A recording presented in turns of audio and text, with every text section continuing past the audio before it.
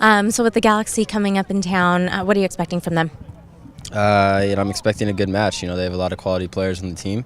Landon Donovan, Robbie Keane, just to name a few. So it's gonna be a tough match. They have, we have a couple games in hand on them.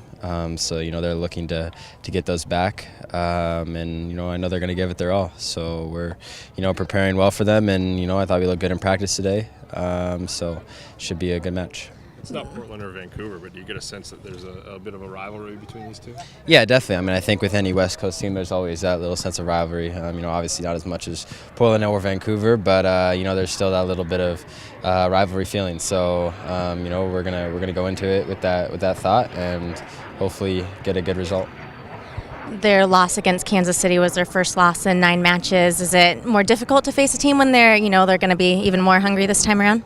Yeah, definitely. I think whenever a team goes on a little unbeaten streak and then loses, they already have that taste of of hunger of winning. They've already been winning for 9 games or whatever. So I think it's definitely going to be a little bit tougher match than it would be if they were on a 5-game losing streak. But I think we're prepared and we've prepared well. So I'm excited. You guys had such a positive feeling coming out of your friendly. They may be on the extreme other end of that spectrum. How do you view those games and what they can do for a team coming out of those games? Yeah, obviously it was a bad loss for them, but there's also a lot of different guys thrown into that mix. Those guys from the Galaxy 2 team and from the first team, the Galaxy. So it's a tough game, especially when you're playing a team like Manchester United. So I don't think they're going to take that too hard. It's definitely going to hit them a little bit just because of 7-0. Anytime you lose by that much, it hits you a little bit, but I don't think they take it, as oh, we're a bad team now, So they're still going to be fired up. They're going to be ready to go, and we're going to be ready as well. Are you having a hard time concentrating with all the rumors flying around about you potentially going to Roma? No, not really, because I'm not really paying attention to them, to be honest.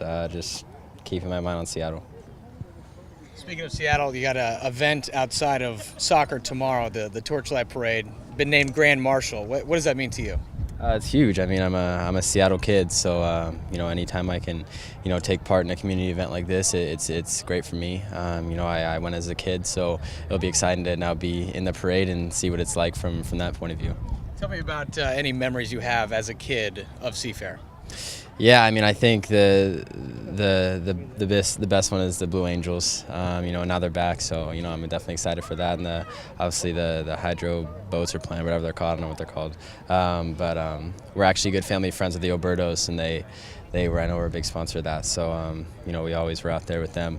So that was always fun. But then just hanging out with family and being in my favorite city.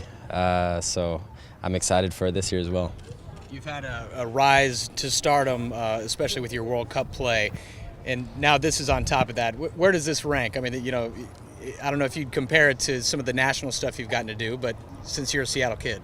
Yeah, it definitely ranks pretty high. It's awesome. Like I said before, I'm a Seattle boy, so anytime I can take part in something, this great, if it's throwing the first pitch of the Mariners game or doing whatever in the city, I love it, and I love to see all the Seattleites out there, supporting the city. So I think it's gonna be a great event. Have you sorted your parade wave yet, or are you still working? No, still working on that. I know I'm struggling.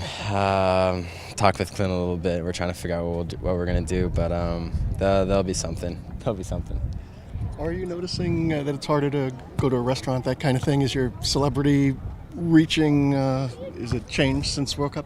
Yeah, it definitely has, and I expected that. I think anybody who would have played on the World Cup team would have got that. So I'm doing pretty well with it. I like to see everybody come out. It's nice to see people look at me in that way. I think it's pretty cool, because I know when I was a little kid, I looked at a lot of other people in that way. So it's cool to be on the other end of that.